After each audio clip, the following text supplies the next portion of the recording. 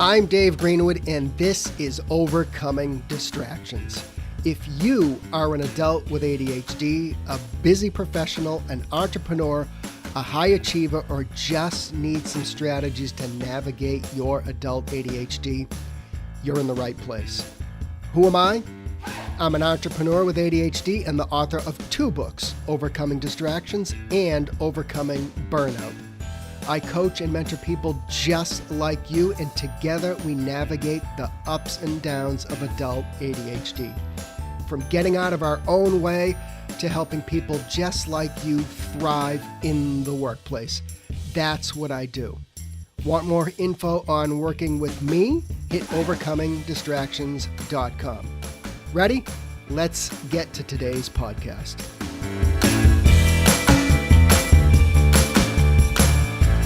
Hey everybody, it is Dave. It is Overcoming Distractions, and it is the year 2024. So happy New Year. We took a couple weeks off, but we are coming back strong, and I hope you are as well. So I know here in the States, depending on where you are, you get various times off if the kids are in or out of school. Some get a week off, some get 2 weeks off. So whatever you got to chill out and got time for yourself and to hang out with family, I think that is awesome. If it didn't go so well, then grab another day off and just chill. I know that's not great advice, but it just goes to show you sometimes some of these times don't go according to plan. So, all right. I have talked about this before, and I figured it was a great time, given it's the new year, to just reinforce some of the literally ADHD 101 as far as I am concerned. We talk about losing our car keys and getting places on time or being late or making a to-do list. But there really are just a handful of words that, if you just take a step back and think about it, really should guide us in the way we live as a busy adult with ADHD, how we thrive, how we get through the weeks, and how we make a difference. My 2 favorite words when it comes to thriving as an adult with ADHD are clarity and control. And we have talked about this before, but I want to take this opportunity now that we're kicking off a new year, and maybe you got a little bit of a kind of a pep in your step, so to speak, to maybe make some changes or to regroup or just to make your life better. So I just want to go through why I believe clarity and control are just so important. I mean, without having clarity in just about every area of your life, we cannot thrive with ADHD. Not only that, but our ADHD, I believe, will actually get in the way of just about everything. So take that for what it's worth. My next favorite word, I don't know if it's my next, they're both like kind of even here, but the next favorite word is control. And it really is cliche. I got to come up with another phrase, but nobody's coming to save you from your ADHD. And if you do not adopt the mindset of being in control, your ADHD will control you. It'll control you at home. It'll control you professionally. And your ADHD will get in the way. I know this because over the years I failed to do these personally, really hone in on these words and how they affected my life, my personal life, my professional life. And when I work one-on-one with people, these 2 words come up frequently. I won't say it's, well, I will. It's kind of a wake-up call when people look at it this way. Clarity and control. Without having these 2 as a foundation for thriving with adult ADHD, I just think you miss out on some very mission critical pieces of managing ADHD. So, for example, procrastination is one of the hallmarks of ADHD, and let's get real. We don't own procrastination. Everybody does it, whether you have ADHD or not. But one of the reasons we procrastinate is because we don't have the clarity we need. That can be everything from a project in your workplace to maybe the grocery list your spouse just gave you. Guys, I'm talking to you, right? When it comes to control, this needs to be an essential part of living with ADHD. And all too often, those of us with ADHD live in kind of a response mode, and we react to our environments. And it does not have to be that way. And we need to constantly reinforce that A, we need to be in control of our lives and situations, individual situations, and we need to seek clarity everywhere. So, I want to briefly discuss what I mean by making sure these two words are a part of your daily life. So let's kind of go through first some examples of clarity that you should and could be seeking as a busy adult with ADHD. And this isn't a complete list, obviously, because it could be endless, but I just want to get you thinking. All right, first is being clear about your job role, your tasks, your projects, assignments, etc. And I know a lot of people contact me because they're having trouble navigating the workplace. And when we start to figure out that maybe they're not completely clear on a whole host of issues in their career or their workplace or their job or their business, then things begin to kind of come to the surface. So one of the reasons we don't get started on things is because we're not clear on the objective. Whether you work for somebody else or you're self-employed, many times we don't get clarity from our boss or clients. We're unsure of what needs to be completed or how it needs to be completed. And we do this because we fail to ask the right questions.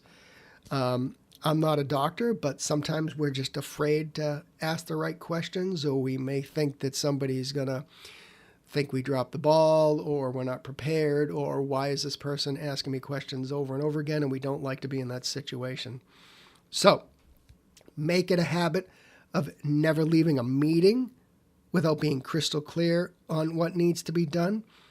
And you can also follow that kind of old grammar lesson that many of us learned in school, which was the who, what, where, when, and why. And if you continue to make that a habit in certain areas of your life, then you'll be able to get the information you need. I used to really have challenges when I was writing for a local newspaper, where I would go to maybe some type of community meeting or town meeting or whatever it may be, and I wouldn't seek the clarity I needed to do my job, and I would actually leave the meeting because I just wanted to get home. And it really put me in a really bad position on a number of levels. I was up against the wall on deadlines.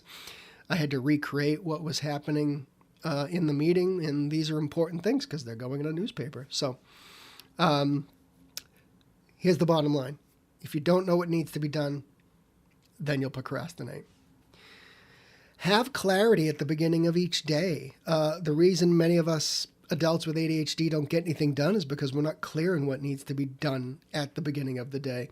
So let's just make this easy if we can. Before you leave work the night before, make sure you're crystal clear on what needs to be done the following day.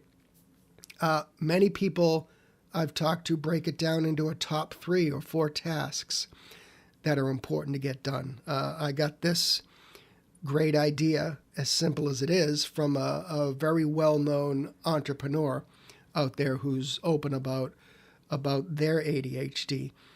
And that was a mainstay of how they worked, is that these 3 or 4 things need to get done But you need to know what's going to be done the night before. It makes it much easier and less stressful to go into your work the following day. I like to say never get to your desk without a game plan. And if your desk is out in the field or off-site, same applies. So self-awareness is a form of clarity as well. As adults with ADHD, we must know what can throw us off track, what distracts us, and what gets us in our, gets in our way. We did an episode several months ago about owning your ADHD, and you might not like to hear it, but you have to own it. If you're up till 2 a.m. on social media and you have to get up at 6 a.m., you need to own that. You need to find out how to get to bed on time. You need to develop strategies. Maybe you need to work with somebody to develop those strategies. If you constantly put things off until it's troublesome, you need to own it. If your desk is a total mess and a disaster and you can't get any work done, you need to own it. Now, full disclosure, there are days where I am sitting here and the desk is a mess, but I own it and I have to clean it up, and I have to clean it up on a regular basis or it just gets in my way. So those are the types of things. If we need help owning it, quote unquote, then you need to work with somebody who can kind of help you through it and maybe figure out how to own certain things in your life. All right. Communication, I believe, equals clarity. We also, and we kind of just touched on this briefly, but we also need to be better communicators because that will help foster clarity. Better communication comes in the form of expressing our wants and needs, communicating with others in the workplace effectively so projects get done on time and deadlines get met. Sometimes we wait for the phone to ring, but you'll achieve much more clarity around a whole host of topics if you're proactive in your communication. That takes some work, but you need to be proactive. I like to say, if you need something from somebody else in your workplace, ask for it and don't delay, because that only creates a domino effect and others are going to be negatively impacted by your inability to be proactive. Yes, I know we have trouble getting off the mark and being proactive, but one of the ways that we can resolve many of those matters is by practicing that. So, all right, let's briefly talk about being in control. I'm going to make it as simple as possible. Being in control of your ADHD doesn't mean everything is ADHD specific. And if you know me, a lot of advice that I have taken into my own life and that I talk about is not totally ADHD specific. So what do I mean by that? I'll give you a prime example that I've used before. I'm going to use it again. I take my father to several doctor's appointments, and before I would respond to whenever that doctor's appointment was scheduled. And it was starting to have a very negative effect on my productivity. It would take hours and hours to be able to get him to an appointment. And I finally realized, and yes, this was probably like a brick to the side of the head, is that I need to start taking control of this. It is really difficult to manage this. So I took control by starting to book these doctor's appointments myself, and then I would fit them into my schedule. It's not perfect, but if I have a appointment in the middle of the day that I have to drive to, then that can be a problem. So I try and structure my days around that, and that was one of the ways. So not all of being in control has to do specifically with ADHD. However, when parts of your life and business are out of control, that's when our ADHD can get the worst of us or the best of us, depending how you want to phrase that. So I would say if you sat down and just thought about it for a little bit, I guarantee you'll come up with several ways to take control of things in your life that are stressing you out and destroying your productivity and turning what could be days and more days into chaos, and stressing you out. So here's a handful of things to consider if you're thinking about being in control of your ADHD. Actually, I really should rephrase that. You must take control of your ADHD. So if you're thinking about it, then you need to put this into action. So think about how you can be in control of your health and wellness. So maybe you got that gym membership and you can't seem to get there. Figure out a way to take control of that certain situation. Is it going to the gym at lunch? Is it maybe getting to the gym before you go to your office?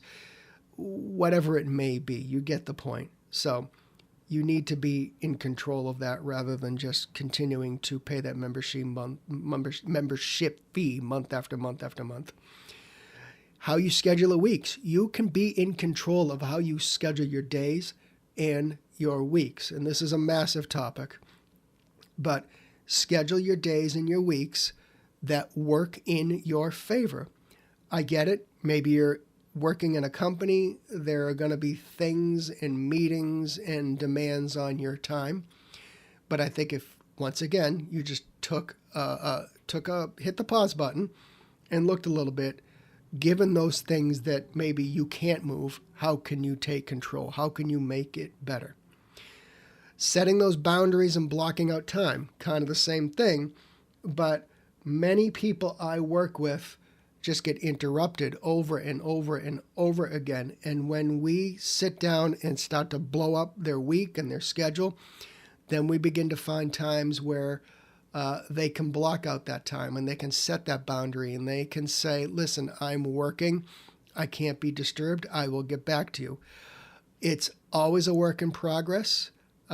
It's a matter of saying no to somebody knocking on your door or coming by your cubicle or what have you. But if you are constantly distracted, you know what happens. Nothing. So, and by the same token, saying no. We need to get good at saying no, and that is a form of control. Saying no to, again, somebody coming by your cubicle and asking you a question. Asking you to jump in a meeting that you really don't need to be in, whatever the case may be, or if it's in your personal life. Maybe you just don't have time to volunteer for that school bake sale or whatever it may be. Saying no is one of the most powerful things you can do as a busy adult with ADHD. All right, gang, Happy New Year. Happy 2024. I wanted to just kick things off with the basics. I think we'll continue to do this because you know this podcast by now. If you've been listening, it is street smart. We don't get complicated. We don't get clinical. We are street smart. And this is the best way, I believe, we can take control of our ADHD. All right. It's overcomingdistractions.com if you want to find me, if you need help getting your year off on the right track. Book a 15-minute Zoom chat with me. Let's see if we're a good fit.